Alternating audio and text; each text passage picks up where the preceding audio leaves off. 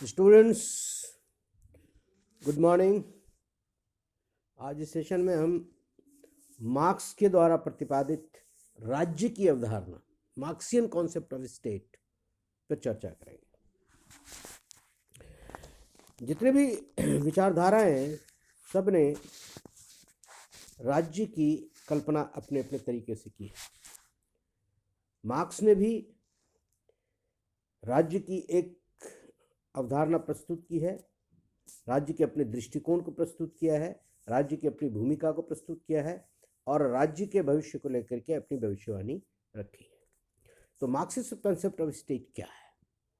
जैसा कि हम जानते हैं कि मार्क्स जो है वह एक साम्यवाद की बात करता है, एक ऐसी परिस्थिति की बात करता है जिसमें उत्पादन के जितने साधन हैं उन सभी का नियंत्रण कम्युनिटी के हाथ में होगा, समाज के हाथ में होगा और व्यक्ति अपने क्षमता के अनुसार काम करेंगे और आवश्यकता के अनुसार पाएंगे।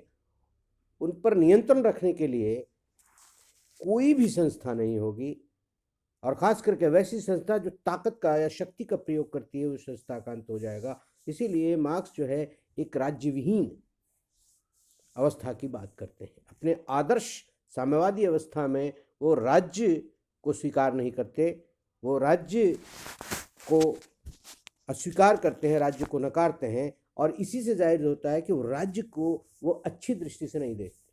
हम इसकी शुरुआत करते हैं कि राज्य के बारे में उनके क्या विचार है। यदि आप कंपेयर करें तो देखेंगे जैसे उदारवादी विचारधारा थी। उदारवादी विचारधारा में मुख्य रूप से जो व्यक्तिवादी विचारधारा है वो ये मान करके चलती है कि राज्य की उत्पत्ति व्यक्ति ने अपने उद्देश्य की पूर्ति के लिए किया है।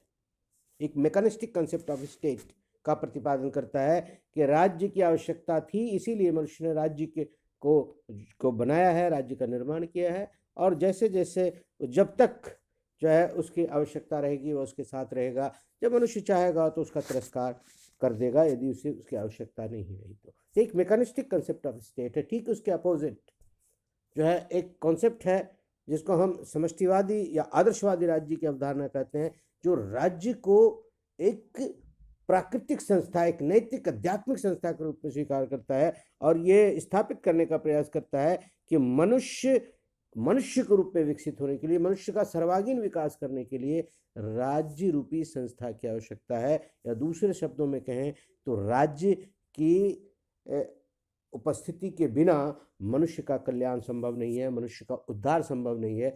मनुष्य जो है वो अपने उद्देश्य को प्राप्त कभी भी नहीं कर सकता यदि राज्य जो है वो उपस्थित नहीं है। तो राज्य का आवश्यक संस्था, इन दोनों के बीच जब मार्क्सवादी विचारधारा सामने आती है तो राज्य की बिल्कुल एक नवीन अवधारणा लोगों के सामने रखता है और वो पहली बात कहता है कि राज्य की उत्पत्ति जो है वो वर्गीय है। वर्ग संघर्ष से जो है राज्य की उत्पत्ति होती है। वर्ग के बाद राज्य का जन्म होता है। इसका मतलब यह है कि इसका मतलब यह है कि मार्क्स जो इतिहास के चरणों की कल्पना करता है उसमें जो प्रथम चरण है जिसको वो आदिम साम्यवादी अवस्था कहता है, उसमें राज्य उपस्थित नहीं है, राज्य एब्सेंट है, राज्य गायब है, राज्य की कोई जरूरत नहीं है, क्योंकि वो एक साम्यवादी अवस्था है जिसमें मनुष्य सामूहिक रूप से उत्पादन की प्रक्रिया में अपनी भूमिका निभाता है और उत्पादन की प्रक्रिया से जो वस्तु प्राप्त होती है उसको आवश्यकता के अनुसार अपने वितरित कर लेता है और एक संतुष्ट जीवन व्यतीत करता है। राज्य की कोई आवश्यकता नहीं। लेकिन जैसे ही जो है आदिम साम्यवादी अवस्था से इतिहास आगे बढ़ता है और दास व्यवस्था, स्वामी दास व्यवस्था में जो है समाज पहुंचता है, वैसे ही समाज में दो वर्ग दिखाई देते हैं और दो वर्ग दिखाई देते ही राज्य दिखाई देने लगता है। या दूसरे शब्दों में कहें, मार्क्स कहता है कि जब समाज में वर्ग की उत्पत्ति हुई, एक ऐसे वर्ग की उत्पत्ति हुई जिसके पास आर्थिक उत्पादन के संसाधनों का स्वामित्व था और दूसरा ऐसा वर्ग जिसके पास केवल शरीर था, शारीरिक श्रम था। इन दोनों के योग से जो उत्पादन प्रक्रिया हो रही थी, उस दोनों के योग से उत्पादन प्रक्रिया के आधार पर जो संबंध बने और जो समाज बना, उस समाज में दो विपरीत हित जो है जन्म लेते हैं। एक हित जो है वो संसाधन संपन्न वर्ग का है और दूसरा हित जो है वो संसाधन विहीन या श्रमिक वर्ग का है, मजदूर वर्ग का है। इन्हीं दोनों के हितों के टकराव के बीच राज्य की उत्पत्ति दिखाई देती है और मार्क्स बहुत एक्सप्लिसिटली कहता है कि राज्य इसी समय अस्तित्व में आता है। राज्य जो है वो संसाधन संपन्न वर्ग, जो वर्चस्व जिस वर्ग का है, उसी वर्ग के द्वारा जो है राज्य का निर्माण किया जाता है। इसीलिए राज्य जो है प्रकृति से ही वो धनाढ्यों का, संसाधन संपन्न वर्ग का, शक्तिशाली वर्ग का के हितों का समर्थन करता है और उनके हितों को कुचलने की कोशिश करता है। जो कमज़ोर वर्ग है, जो संसाधन विहीन वर्ग है, जो मजदूर वर्ग है, जो श्रमिक वर्ग है। तो यहाँ पर जो है पहली चीज़ जो उदारवाद और समष्टिवाद या आदर्शवाद से विपरीत दिखाई देती है कि यहाँ पर राज्य जो है हमेशा से मनुष्य के साथ नहीं है। राज्य एक ऐसे चरण में उत्पन्न हो रहा है जब वर्ग की उत्पत्ति हो गई है और वर्ग की उत्पत्ति में ही जो एक शक्तिशाली वर्ग है, संसाधन संपन्न वर्ग है, वही अपने हितों की रक्षार्थ जो है राज्य को जन्म देता है, राज्य को की जो है उत्पत्ति करता है, राज्य को पैदा करता है, राज्य को स्थापित करता है। इसलिए राज्य की जो प्रकृति है, उदारवाद में जो प्रकृति थी राज्य की कि वह तटस्थ है, नकारात्मक है, वो केवल एक वातावरण का निर्माण करता है। दूसरी तरफ जो आदर्शवादी राज्य है कि राज्य जो है वो एक्टिवली, सक्रिय रूप से व्यक्तियों के हितों की रक्षा करता है, व्यक्तियों के विकास के लिए कार्य करता है। इन दोनों के विपरीत यहाँ पर राज्य एक वर्गीय संस्था है और वर्गीय संस्था होने के कारण ये शोषक वर्ग का साथी है, जो संसाधन संपन्न वर्ग है उसका साथी है, उसकी प्रभुसत्ता को स्थापित करता है और जो कमज़ोर वर्ग है, जो संसाधन विहीन वर्ग है, उसके शोषण का इंस्ट्रूमेंट बनता है और उसके शोषण और दमन में उसकी सहायता करता है। इसलिए राज्य की प्रकृति कभी भी समतामूलक नहीं हो सकती, राज्य की प्रकृति कभी भी न्याय सम्मत नहीं हो सकती, कभी भी वर्गों के मध्य जो है वो न्याय करने में जो है सक्षम नहीं हो सकता। और इसीलिए कहता है कि राज्य का उद्देश्य जो है वो संसाधन संपन्न वर्ग के हितों की रक्षा करना ही है, शक्ति ही। इसलिए जितने भी कार्य वो करता है, जितनी भी उसकी संस्थाएं हैं, सभी संस्थाओं का मंतव्य और उद्देश्य ये होता है कि वह जो है शक्तिहीन वर्ग का, जो कमज़ोर वर्ग है, उसका दोहन करें, उसका शोषण करें, उसका दमन करें। अब यहाँ पर एक प्रश्न उठता है जिसको एक्सप्लेन करते हैं कि राज्य ये करता कैसे है। तो यहाँ पर राज्य के संदर्भ में दो प्रकार की जो है बात कही जाती है कि राज्य के पास दो प्रकार के यंत्र हैं। एक विचारवादी संस्था रूपी यंत्र है और दमनकारी संस्था।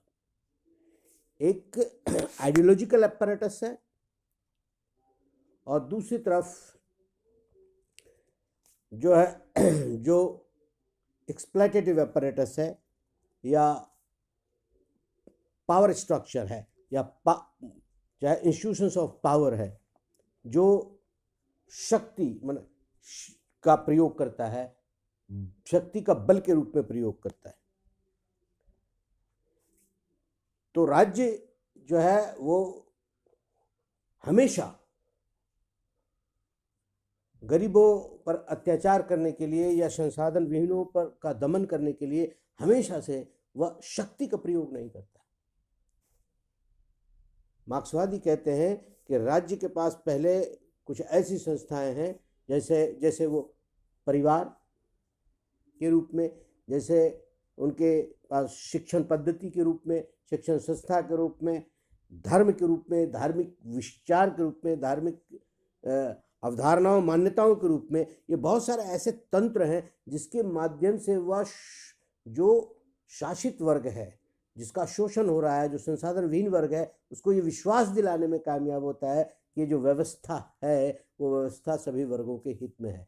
परंतु इसकी जो मूल प्रकृति है वह है कि जो शोषक वर्ग है उसके हितों की रक्षा करता है। लेकिन अपेरेंटली जो है वो जो दिखाई दे रहा है इस प्रकार के वो विचारधारा को विभिन्न जो है संस्थाओं के माध्यम से, समाज रूपी संस्थाओं के माध्यम से, शिक्षण रूपी या धर्म रूपी संस्थाओं के माध्यम से लोगों में फैलाने की कोशिश करता है कि जो व्यवस्था है वह उसके हितों के लिए है।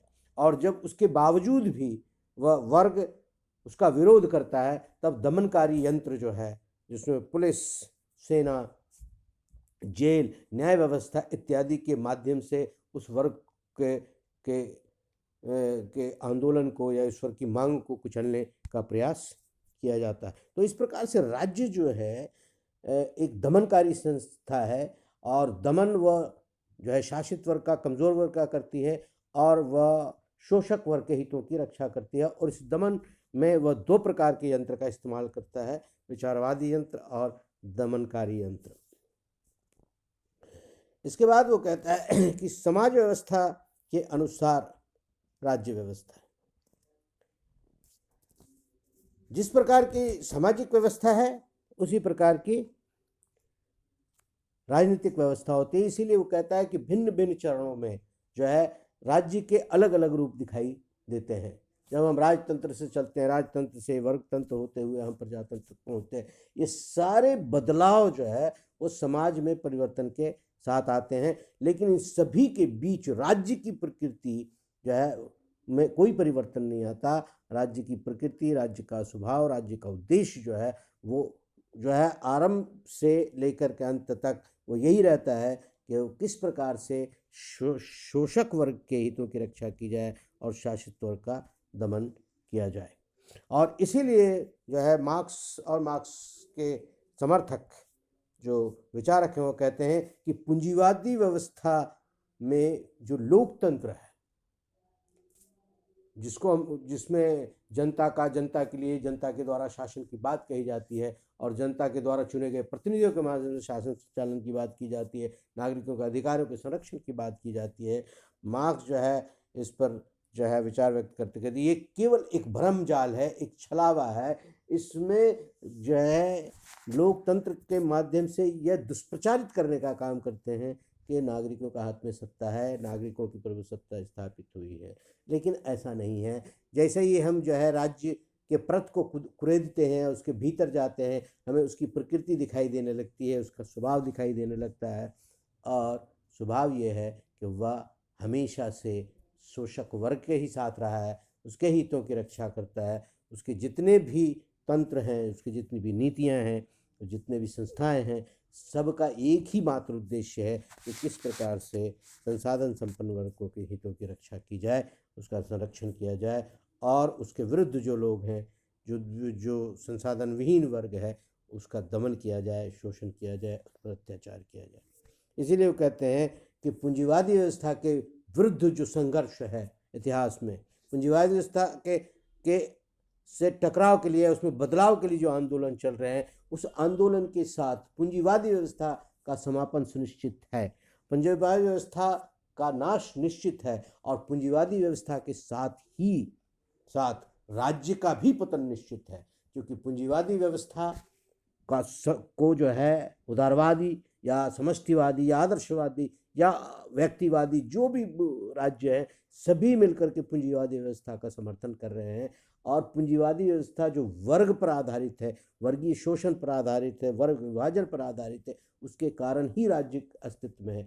जैसे ही पूंजीवादी व्यवस्था के विरुद्ध जो है क्रांति होगी, पूंजीवादी व्यवस्था छिन्न भिन्न होगी और उसके स्थान पर समाजवादी व्यवस्था आएगी, समाजवादी व्यवस्था में जो है राज्य की प्रकृति बदल जाएगी।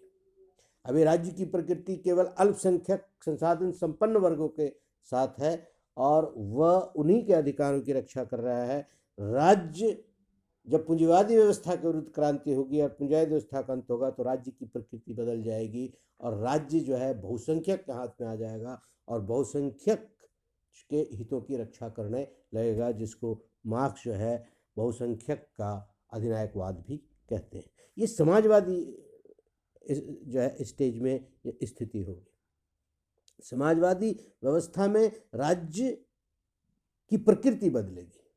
पूंजीवादी व्यवस्था में जो राज्य की प्रकृति थी उससे ठीक उलट राज्य की प्रवृत्ति होगी, राज्य की प्रकृति होगी, राज्य का उद्देश्य होगा। अब राज्य का उद्देश्य होगा बहुसंख्यक के हितों की रक्षा, मजदूर वर्गों के हितों की रक्षा, श्रमिकों के हितों की रक्षा, और वो पूंजीवादी व्यवस्था पर जो है आक्रमण करेगा। लगातार वो पूंजीवादी व्यवस्था की जड़ों को खोदने का काम करेगा, उसे कमज़ोर करने का काम करेगा, और धीरे धीरे जब राज्य कमज़ोर पड़ता जाएगा तो एक मार्ग प्रशस्त होगा जिससे समाजवादी व्यवस्था धीरे धीरे साम्यवादी व्यवस्था की ओर चली जाएगी। और जैसे जैसे साम्यवादी व्यवस्था की ओर समाज बढ़ेगा वैसे वैसे राज्य जो है वह शिथिल पड़ना शुरू हो जाएगा, और जब पूरी तरह से साम्यवादी व्यवस्था आ जाएगी तब राज्य की कोई आवश्यकता नहीं होगी, वो अवस्था राज्य विहीन अवस्था होगी।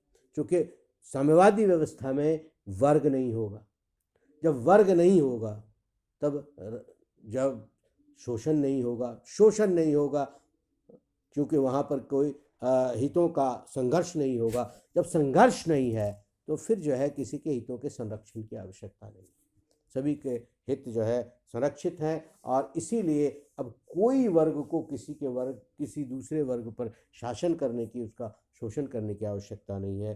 तो राज्य रूपी जो संस्था है, जो हिंसात्मक संस्था है, जिसमें हिंसा की जिसके पास मोनोपोली है, और हिंसा का मतलब यह है कि वह दूसरों का पर दमन करना है, दमन करने के उद्देश्य से वह हिंसक संस्थाएं बनाई जा रही हैं।